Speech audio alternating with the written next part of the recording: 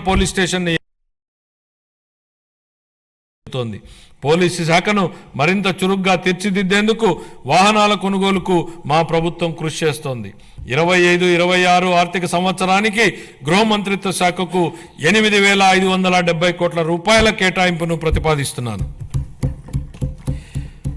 Revenue శాఖ గత ప్రభుత్వం ఆంధ్రప్రదేశ్ భూ హక్కు చట్టాన్ని సరైన జాగ్రత్తలు తీసుకోకుండా హడావిడిగా తీసుకొచ్చింది. ప్రజల నుండి వచ్చిన తీవ్రమైన ఒత్తిడి మేరకు ఈ చట్టాన్ని రద్దు చేసి భూ యాజమాన్యంపై ప్రజలకు ఉన్న భయాన్ని మా ప్రభుత్వం తొలగించింది. గ్రామ స్థాయిలో భూ సమస్యలను పరిష్కరించడానికి మా ప్రభుత్వం 17,403 గ్రామాలలో రెవెన్యూ సదస్సులను నిర్వహించి ఇప్పటి వరకు 90,315 అర్జీలను పరిష్కరించడం జరిగింది. సుమోటో కుల ధృవీకరణ విధానం ద్వారా రాష్ట్రంలోని అన్ని కుటుంబాలకు కుల ధృవీకరణ పత్రాలను ఆన్లైన్లో అందుబాటులో ఉంచడం జరిగింది. ఫ్రీ హోల్డ్ భూముల పునఃపరిశీలన చేపట్టి పూర్తి చేశాం.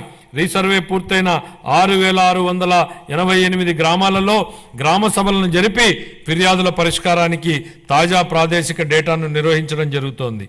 కార్మిక శాఖ దారిద్ర్య రేఖకు దిగువన ఉన్న కుటుంబాల భద్రత కోసం కుటుంబ యజమానికి చంద్రన్న బీమా పథకం అమలుకు సంబంధించిన విధి విధానాలను నిర్ణయించేందుకు వర్కింగ్ కమిటీ ఏర్పాటు చేశాం. గుంటూరు, శ్రీ సిటీ, కర్నూలు, పెనుగొండ, అచ్యుతాపురం, శ్రీకాకుళం మరియు నెల్లూరు జిల్లాలలో ఈఎస్ఐ ఆసుపత్రుల నిర్మాణానికి భూములను గుర్తించడం జరిగింది. తిరుపతిలో ఈఎస్ఐ ఆసుపత్రిని 50 నుండి 100 పడకలకు పెంచడానికి ఆమోదించడం జరిగింది. ఇతర విధానాలు గౌరవ ముఖ్యమంత్రి గారి మార్గదర్శకంలో ఈ కింద ముఖ్య విధానాలను మా ప్రభుత్వం తీసుకొస్తోంది. వైబిలిటీ గ్యాప్ ఫండింగ్ ఆర్థిక శాఖకు సంబంధించి కొన్ని కీలక అంశాలు ప్రస్తావించాలి అధ్యక్ష. బడ్జెట్ అనగానే రూపాయి రాక పోక, కేటాయింపులు, అప్పులు, ఆదాయం, ఖర్చులు, లోటు మిగులు, రెవెన్యూ వ్యయం, మూలధన వ్యయం ఇవి సామాన్యుడికి అర్థం కాని పడికట్టు పదాలు.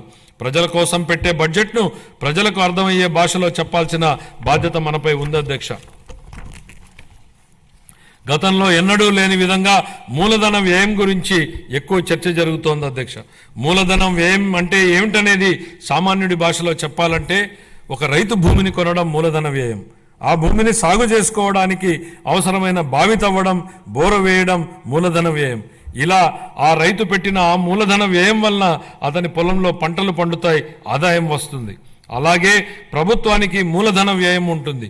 సాగునీటి ప్రాజెక్టులు, మౌలిక సదుపాయాల వంటి వాటిపై ఖర్చు చేస్తే అవి తిరిగి ఆదాయాన్ని కల్పిస్తాయి. ఇదే నిజమైన మూలధన వ్యయం లక్ష్యం. ఒక ఉదాహరణ అధ్యక్ష, 1,600 కోట్ల రూపాయలను ఖర్చు పెట్టి కట్టిన పట్టిసీమ ప్రాజెక్టు ఈ రాష్ట్ర రైతాంగానికి 5 ఏళ్లలో 44,000 కోట్ల రూపాయలను సంపాదించే అవకాశాన్ని కల్పించింది. ఇది నిజమైన మూలధన వ్యయం, ప్రజలకు ఉపయోగపడే మూలధన వ్యయం. అందుకే మా ప్రభుత్వం దీనికి ఎక్కువ ప్రాధాన్యతనిస్తోంది. 100 కోట్లతో సముద్ర తీరాన ప్యాలెస్లు కట్టుకోవడం, సర్వే రాళ్లపై బొమ్మలకే 650 కోట్ల రూపాయలు తగలేయడం ప్రజలకు ఉపయోగపడే మూలధన వ్యయం కాదు. ఇలాంటివి క్యాపిటల్ ఎక్స్పెండిచర్లా కనిపించే పర్సనల్ ఎక్స్పెండిచర్. ఇది గత ప్రభుత్వ నిర్వాహకం. హంద్రీనీవా లాంటి ప్రాజెక్టులపై మా ప్రభుత్వం డబ్బులు ఖర్చు పెట్టడం మూలధన వ్యయం.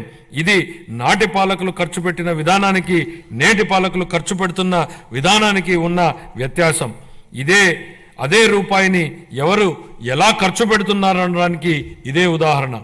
తక్కువ ఆదాయ వనరులున్న ప్రస్తుత పరిస్థితుల్లో పెద్ద క్యాపిటల్ ఎక్స్పెండిచర్ ప్రాజెక్టులు చేపట్టడానికి వచ్చే ఇబ్బందులను అధిగమించడానికి ప్రణాళికలు రూపొందించాం.